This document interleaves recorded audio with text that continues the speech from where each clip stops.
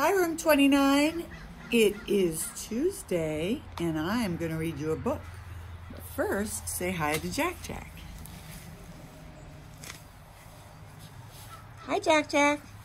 Jack Jack is the nicest kitty ever. He's very dirty right now. He's sitting on a chair. And there's some chickens coming that I'll show you when they get here.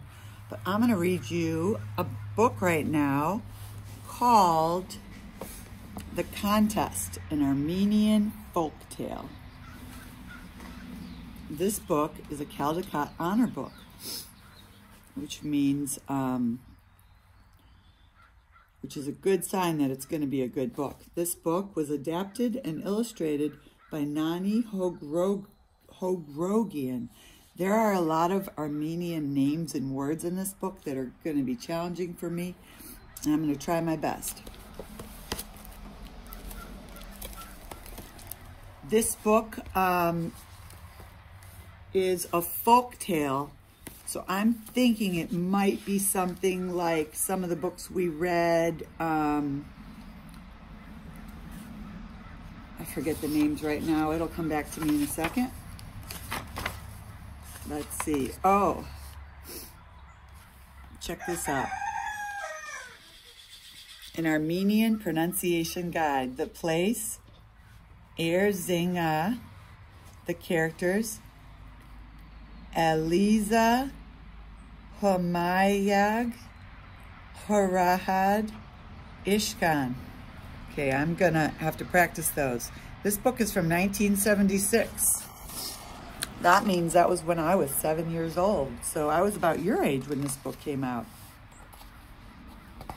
And yet it's brand new.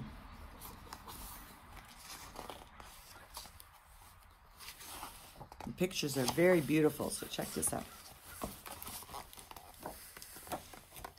Let me get the sun right. Whoops, this is so big and awkward. Okay, there's the picture. High in the mountains, near the village of Erzinga, there lived two robbers named Hamayag and Harahad. Hamayag did his robbing by day and spent his evenings with Eliza, his betrothed. Betrothed means he was going to get married to her. Harahad did his robbing at night and spent his days with his future wife, whose name too was Eliza. The truth of the matter is they were both betrothed to the same Eliza, although they didn't know each other. Oh my goodness.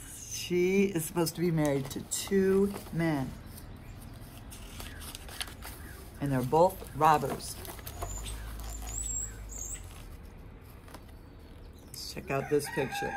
It's a picture of the girl and one of the guys. Let's read on.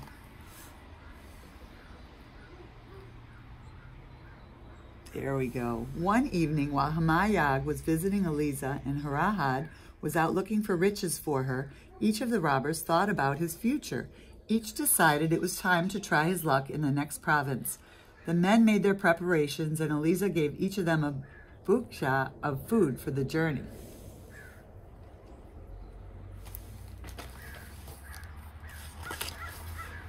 Hamayag left early in the morning as usual, since he liked to work by day.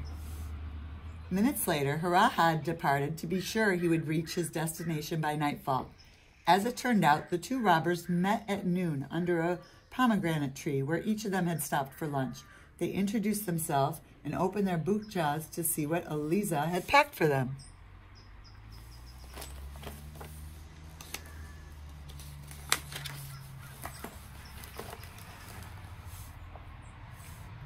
Hamayag pulled out some cheese and olives, and so did Harahad. Harahad pulled out a small jar of dried meat. So did Hamayag. In addition, each bukja contained 1 tomato, 3 scallions, and 4 large apricots. I wonder if they noticed they had the same lunch. We'll see. The robbers were amazed at the coincidence, and they sensed a strong common bond. They continued the trip together and compared their lives.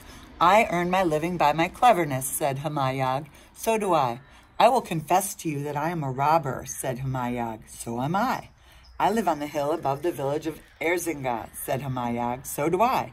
And I am betrothed to Eliza, the sweetest girl in our mountains. So am I. No, I am, insisted Hamayag. The two men grew excited and each described his girl. Before long, they discovered the truth. I cannot say I am happy about you pilfering my mountains, said Hamayag, but you certainly cannot marry my future wife.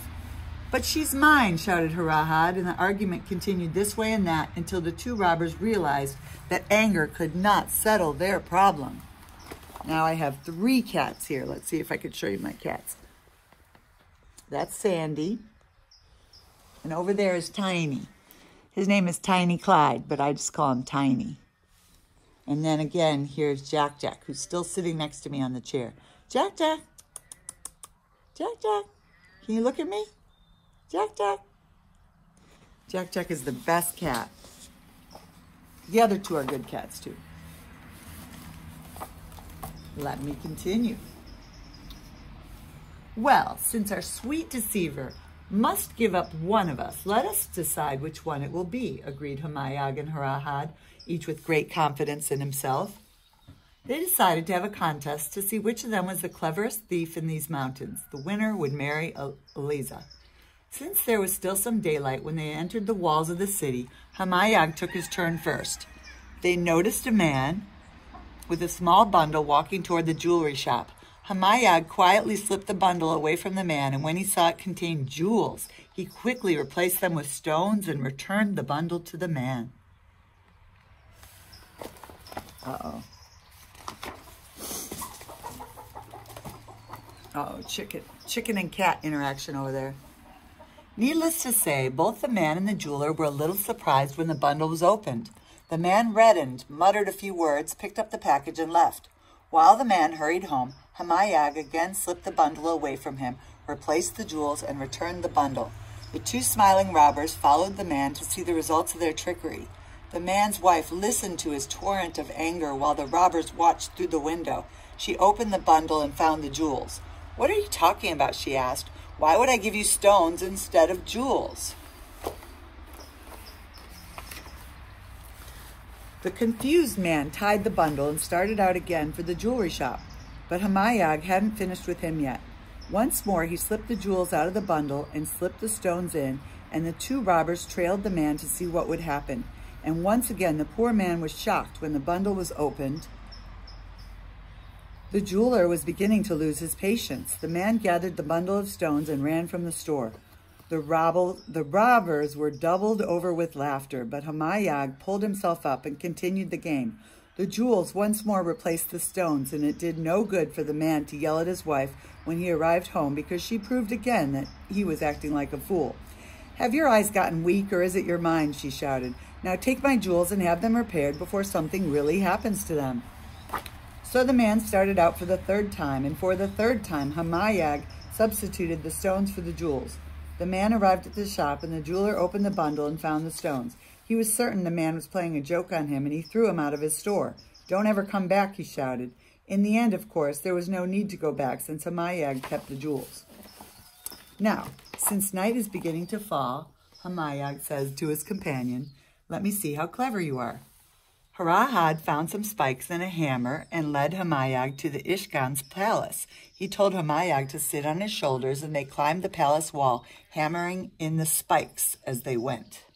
So they're hammering in spikes in the wall. Maybe for climbing the wall? Oh my goodness, look what's on this page. This is my favorite page. Once inside the wall, Hamayag remembered that he was getting hungry. "Well then," said Harahad, "we shall have a feast." He took the plumpest hen from the Ishkan's hen house, lit a fire, and roasted their dinner. Hamayag was a little concerned that the fire might be noticed, but there were no guards in sight, and when the meal was done, they left the bones. They ate a chicken. They entered the palace, and Harahad went straight to the Ishkan's quarters with Hamayag following carefully. There was a sleepy guard outside the door who was chewing on pine sap to keep himself awake. Harahad threw a pebble against the wall. The noise surprised the guard, and he dropped the pine sap. After he checked the hall and was convinced the noise was his imagination, he went back to his post, but the pine sap was gone. 5 minutes later, the guard was asleep. The robbers entered the Ishkan's room. Harahad shook the bed and aroused him. In his state of half-sleep, the Ishkan asked what had happened, and Harahad told him that he was needed to make an important decision.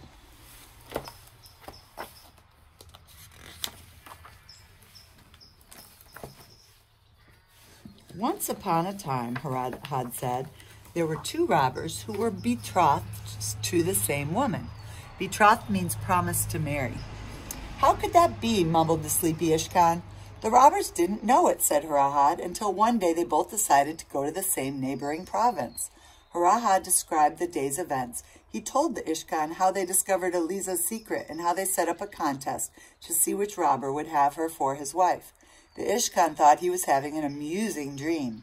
Harahad told him in detail about the day robber who stole the same jewels from the same man 3 times, and the Ishkan agreed that this was indeed a very clever robber.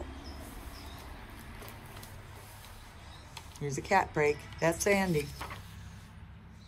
Then Harahad told him how the night robber got them over the palace wall and stole a hen from the palace hen house and built a fire and roasted the hen, and how they ate the hen and left the bones behind. In addition, the robbers had the audacity to enter the Ishkan's quarters. Impossible, said the smiling Ishkan. They would have been caught coming over the wall, or certainly before they had finished eating the hen. The story can't be true. Perhaps not, said Harahad, but tell me, wise Ishkan, if the story were true, which one would you pick as the cleverer of the 2? Oh, without question, I would choose the night robber, said the Ishkan. But on the other hand, the day robber was very clever too. With that, he turned over to dream another dream. The next morning, the Ishkan awoke, remembering a dream about 2 clever robbers, and the Ishkan's guards agreed it would be better not to tell the Ishkan about the chicken bones they had found near the palace door. In the meantime, Harahad and Hamayag decided their sweet betrayer didn't deserve either of them. They agreed that this province could provide a profitable future for both of them, and they remained there.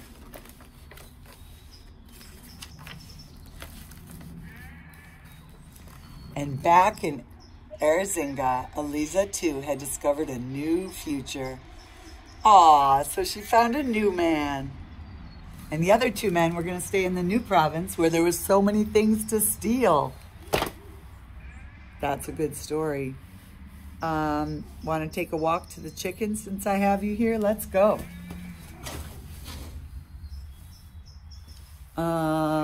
I'd be interested in hearing your reaction to the story. Yeah. So let's walk to the chickens. I'm going to turn you around to see it. It was raining all day yesterday. Remember how hard it was raining? So today it's wet, and there's probably worms in the grass, which is why the chickens are happy. They can find all the worms and eat them. Here's 2 chickens. Right now, I do have to collect the eggs. You guys can come with me to collect the eggs. Hello, little chickens. Hello, Miss D. That's Miss Delaware. Yeah, hi, chickens. Hi, girls. And rooster. There's the rooster.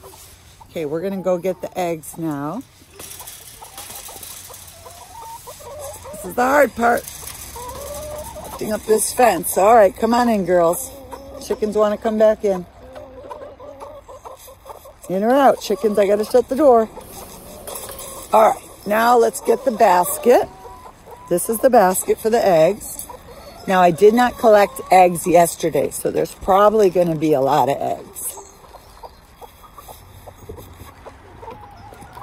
Okay, I got 1 egg. Sorry. She's laying an egg and I took the other ones away. Sorry. Okay, we're up to 4 eggs and 2 more chickens are laying more eggs. Here's the 4 eggs. Now we got to go check over here. This is the house where the room 29 chickens live, and they don't lay eggs yet. They're too little. But the other chickens sometimes lay eggs in there, so let's check. Nope, no eggs down there today. One more place to check. The room 29 chickens, the Magnificent Seven are right here. Let's see them for a second. See them? There's 5 of them. And there's the other 2. They really are great chickens. And there's another chicken. All right, let's go check for the last eggs. Hi. Okay, now let's check the eggs. Okay, I'm going to hold you up here and show you the sky. I see 2 more eggs. Grab them.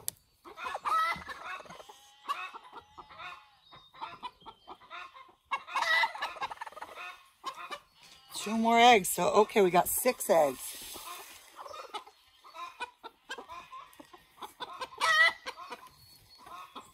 And a little chicken is sitting on 1 egg. Let's see.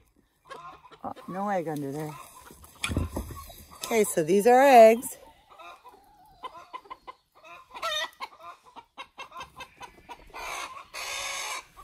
Can you hear that sound the chicken's making? That's the sound they make when they lay an egg. So, thank you, chickens, for the eggs. Now I have enough eggs to make eggs for when my kids wake up. These chickens don't lay any eggs, we're going to be out of eggs for today. Oh, hi, goats. Here's the goats. Say hi, goat. Say hi, goat.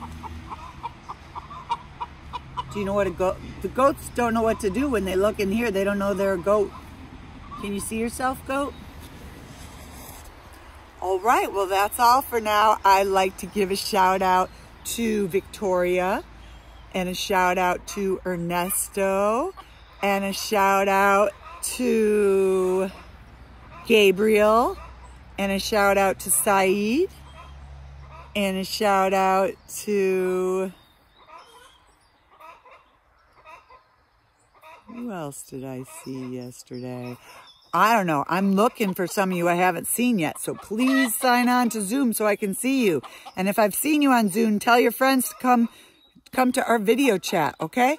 Bye, everybody. I miss you.